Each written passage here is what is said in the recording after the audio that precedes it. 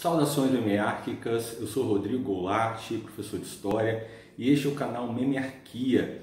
E o assunto do vídeo de hoje é a economia do Espírito Santo do século XIX até meados do século XX. Então a nossa conversa ela não é sobre teologia, a gente está falando aqui do Espírito Santo, estado brasileiro da região sudeste, que faz limite com Bahia, Minas Gerais, Rio de Janeiro.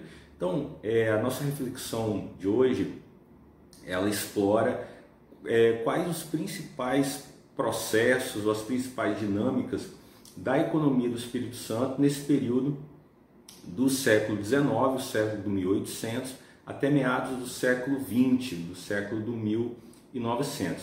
Então, pensando na economia do Espírito Santo no século XIX, ou pelo menos até meados do século XIX, o que marcava a economia dessa região, então província do Império Brasileiro, a província do Espírito Santo. Até meados do século XIX, a produção do Espírito Santo era uma produção agrária, como de todo o território brasileiro, e a produção que se destacava, a produção agrícola que se destacava no Espírito Santo ainda era o açúcar, resquício da era colonial, e também outros produtos da terra, como milho, feijão, algodão, produtos que eram consumidos na localidade ou eram mandados para outras regiões do Império, principalmente por embarcações via litoral. Então essa basicamente era a produção do Espírito Santo, uma produção agrícola que se concentrava em vilas litorâneas, como a Vila de Vitória, capital da província, a Vila do Espírito Santo, que se tornaria Vila Velha posteriormente, que se tornou Vila Velha posteriormente, e outras vilas litorâneas como São Mateus e outras mais. Então a produção agrícola era feita em fazendas, em sítios que se concentravam no litoral do Espírito Santo. O interior do Espírito Santo, como nós falamos em um outro vídeo, você pode procurar aqui no canal, o interior do Espírito Santo até meados do século XIX basicamente era formado por mata fechada, que era abrigo para indígenas que ali estavam antes da chegada do homem branco, e também de indígenas que fugiram do litoral pela ocupação colonial e vão para o interior do Espírito Santo, se refugiam ali. Também havia quilombos no interior do Espírito Santo, região essa que era chamada pelos habitantes das vilas de região de sertão ou sertões. Então essa região ela se manteve impenetrada pela colonização até meados do século XIX. Então, na primeira metade do século XIX, havia uma série de entraves para a expansão da produção agrícola e também comercial do Espírito Santo, né? Principalmente pela falta de vias de acesso ao interior do Espírito Santo ou pela falta da ocupação do interior do Espírito Santo. Ocupação colonial, lembrando, havia pessoas lá nesse interior, repito, indígenas, quilombolas, que habitavam o interior do Espírito Santo.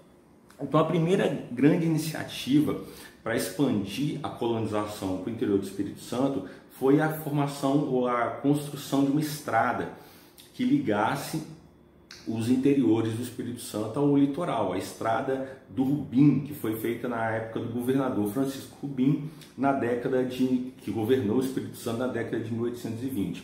Então foi a primeira grande iniciativa de interiorizar a colonização no Espírito Santo.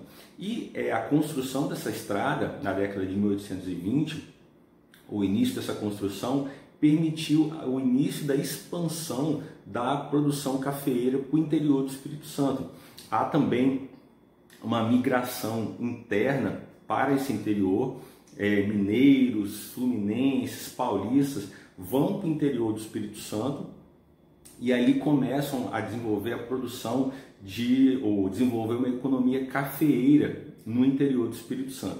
Há também, já na primeira metade do século XIX, uma migração estrangeira para o interior do Espírito Santo, de indivíduos oriundos da ilha do Açores, de espanhóis que vão para o interior do Espírito Santo. E basicamente eles estão indo para esse interior para plantar e colher café. Então, na primeira metade do século XIX, há os primeiros passos para o desenvolvimento de uma economia cafeeira no Espírito Santo, que vai florescer de maneira consolidada na segunda metade do século XIX, tanto pela produção em pequenas propriedades, e quem estará nessas pequenas propriedades? Outros imigrantes de origem de onde hoje é a Itália, de onde hoje é a Alemanha, uma migração que foi subvencionada, que foi apoiada pelo Império Brasileiro.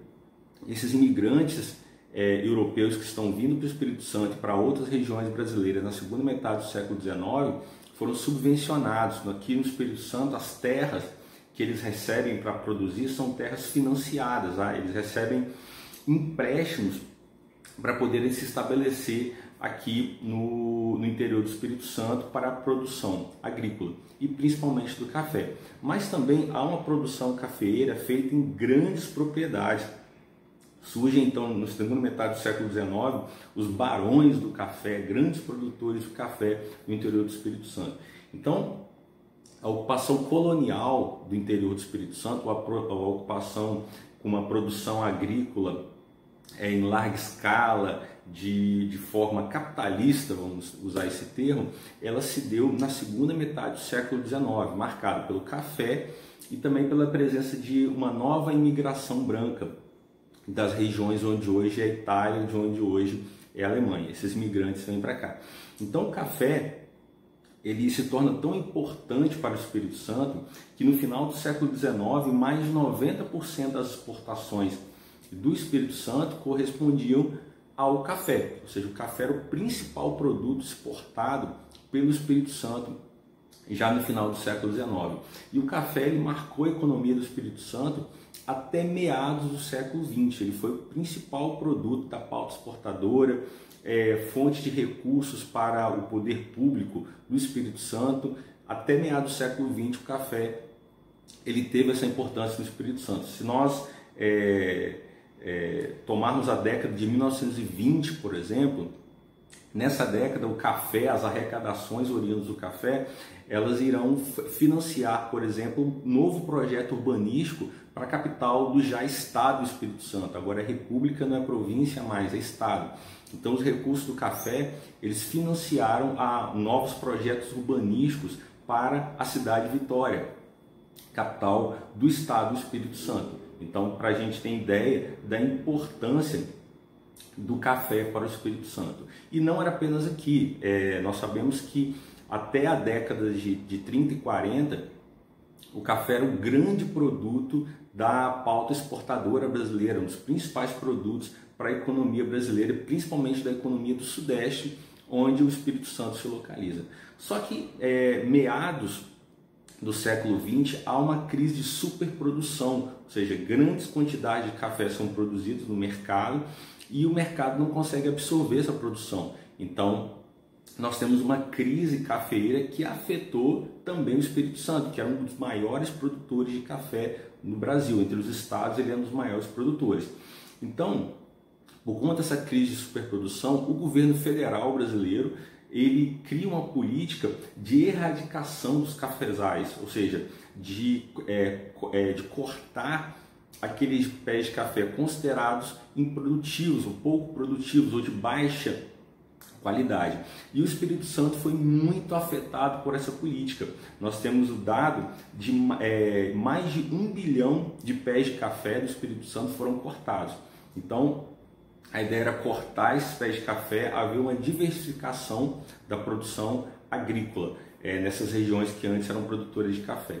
E quando o café ele era cortado, o pé de café ele era cortado, o agricultor, o produtor, ele era indenizado. Então, essa política ela trouxe dois resultados. É uma política nacional, não é só para o Espírito Santo, mas que no Espírito Santo foram muito intensos pelo fato do Estado, ainda em meados do século XX, ser um dos grandes produtores de café no Brasil. Então essa política ela trouxe dois grandes efeitos iniciais. Com a indenização dos produtores, há uma injeção de grandes recursos, de grandes somas de recursos na economia do Espírito Santo, porque esses agricultores são indenizados. Então, num tempo muito rápido, grandes recursos são injetados na economia do Espírito Santo, porque esses agricultores recebem em espécie, em dinheiro, como indenização por esses pés de café que foram cortados. Uma outra consequência imediata do corte desses pés de café foi que vários postos de trabalho no campo foram extintos, porque aqueles trabalhadores que estavam no plantio, na colheita do café, esses postos de trabalho foram extintos pelo corte, pela erradicação dos cafezais.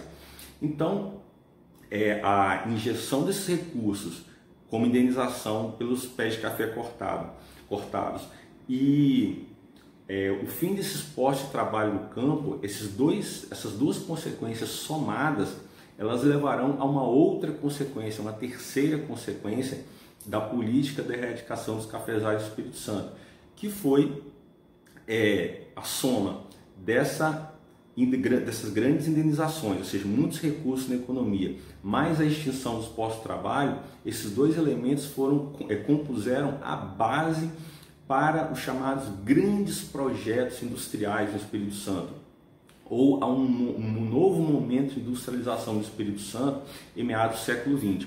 Por quê? À medida em que nós temos grandes recursos disponíveis no mercado, ou seja, uma maior liquidez do mercado, e também temos um excedente mão de obra, que são aqueles trabalhadores que estavam no campo, com a erradicação dos cafezais, não tem trabalho, eles vão procurar trabalho em outras localidades. Primeiro em cidades maiores, cidades interioranas maiores, e posteriormente em cidades próximas da capital, Vitória, ou na própria cidade de Vitória. Então esses trabalhadores, essa mão de obra excedente, será utilizada nesses projetos industriais que foram financiados tanto pelo poder público, estadual, federal, e também pelo grande capital internacional, na segunda metade do século XX. Momento esse, chamado momento dos grandes projetos industriais do Espírito Santo, que vão promover tanto uma industrialização local do Espírito Santo, também consolidar o Espírito Santo como um local para escoar a produção de outras regiões do país, ou seja, há um processo de internacionalização da economia do Espírito Santo na segunda metade do século XX.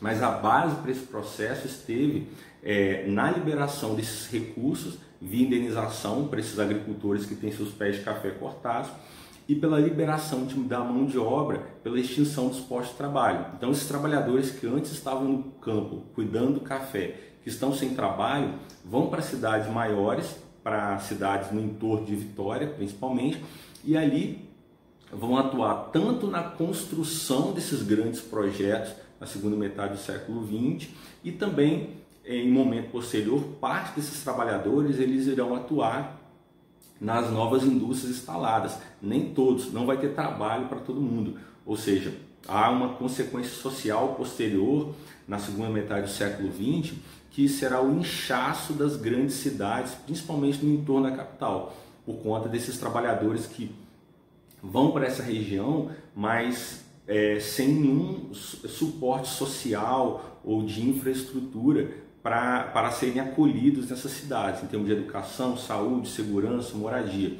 Então há um inchaço dessas cidades no entorno da capital e da própria capital, que levará a situações como de violência, problema no transporte urbano, que vão marcar o Espírito Santo na segunda metade do século XX, marcam ainda a região da Grande Vitória até os dias de hoje. Então, em vídeos futuros, nós iremos abordar essas consequências sociais e também falar principalmente de como que se estabeleceram esses grandes projetos no Espírito Santo na segunda metade do século XX, repito, que tiveram como base essa liberação de capitais e de mão de obra pela erradicação dos cafezais que o governo federal praticou em meados do século XX por conta dessa crise de superprodução do café.